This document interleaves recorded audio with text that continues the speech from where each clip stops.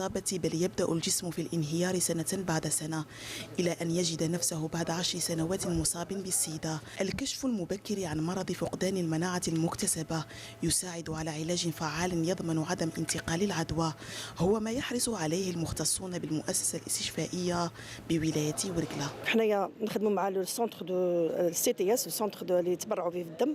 هذا السونتر حنايا نمدوا لهم نقولوا حنايا السيروم تاع المريض، وهو يشخص لنا المرض هذا لا كان كاين ولا ما كانش. لا كان كاين دوزي ديزا بوزيتيف نبعثوا للزاير لانستيتو باستور بور لا كونفيرماسيون.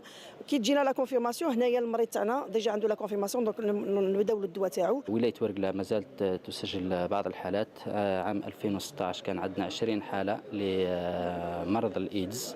التعداد البشري كاين من ناحية المختصين ومن ناحية الشبه الطبيين، الوسائل المادية متوفرة، فبالتالي إن شاء الله بالتنسيق مع الوزارة الوصية نحاول هذا العام إنشاء المركز المرجعي للتكفل بالحالات على مستوى ولاية ورقلة. اليد في اليد لأجل كسر حاجز الصمت، شعار الحملة التحسيسية لمكافحة داء السيدا، وعي بدأ يترسخ تدريجيا بأهمية التشخيص المبكر لفيروس السيدا. المعلومة لازم تصل من المريض إلى الطبيب والطبيب إلى باش نعالجه. لازم تكون هناك وعي عند المجتمع، وعي بأن حفاظ الوقاية، لأنه راح يحافظ على الأسرة تاعو، على الأقرباء تاعو، يتصل بالطبيب والتحاليل باش هكذا نحاولوا نلم الشمل والقضاء على هذا إن شاء الله هذا المرض. الهدف من هذه المبادرة توعية الشباب بخطورة هذا الداء وإدراك سبل الوقاية منه وكيفية التعامل مع المصابين به. دوليا الآن، أكدت الرئاسة الفلسطينية أن قرار مجلس الأمن الدولي بإدانة الاستيطان الإسرائيلي في الأراضي الفلسطينية المحتلة مكسب هام للقضية الفلسطينية وتحول بارز في ملف الاستيطان أو استيطان الاحتلال الإسرائيلي. تقرير لإيمان بالمولود عمراش. قرار تاريخي يدين الاستيطان الإسرائيلي بالأراضي المحتلة يتبناه مجلس الأمن الدولي بأغلبية 14 صوتا مقابل امتناع واشنطن. التصويت على القرار تم بطلب من 4 دول هي السنغال وماليزيا وفنزويلا ونيوزيلندا، ويطلب مشروع القرار وقف البناء الاستيطاني بوصفه غير شرعي وغير قانوني بما يشمل كافة الأراضي المحتلة عام 67، حيث اعتبر كبير المفاوضين الفلسطينيين صائب عريقات هذا اليوم بالتاريخي، أين انتصر فيه المجتمع الدولي بالإجماع للقانون الدولي والشرعية الدولية.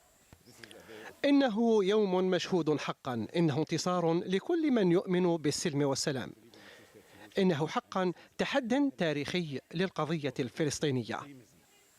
الدعم الدولي الكامل لسياسة محمود عباس القائم على حل الدولتين خطوة نادرة اعتبرها الناطق الرسمي باسم الرئاسة الفلسطينيين نبيل أبو ردينا بالصفعة الكبيرة للسياسة الإسرائيلية.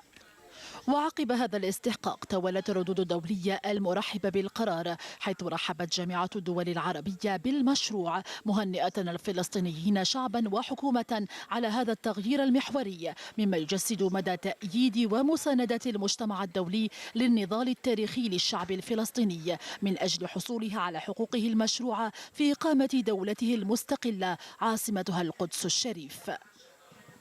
ودوليا، دائما تنتشر القوات السورية في أحياء مدينة حلب لاستعادة الأمن والنظام، فيما بحث الرئيس التركي رجب طيب أردوغان ونظيره الروسي فلاديمير بوتين آخر تطورات الملف السوري وجهود إيجاد تسوية للقضية، كما كانت عملية اغتيال السفير الروسي لدى أنقرة ضمن المباحثات. في أخبار الرياضة، ولحساب الجولة 15 والأخيرة من مرحلة الذهاب من الرابطة المحترفة الأولى موبيليس لكرة القدم، تجرى اليوم 3 مباريات، حيث تواجه شبيبة القبائل شباب الوزداد، والمباراة منقولة على الجزائرية الثالثة ابتداء من الساعة 4. وفي التوقيت نفسه تتابعون لقاء نصر حسين داي مولودية بجاية على القناة 4، في حين يستقبل شباب باتنا سريع غليزان. هذا إذن. وفازت أمس مولودية وهران على شباب قسنطينة ب2-0، فيما تغلب وفاق سطيف على دفاع تجنانت ب1-0. أما مباراة اتحاد الحراش أولمبي المدية فانتهت بالتعادل السلبي.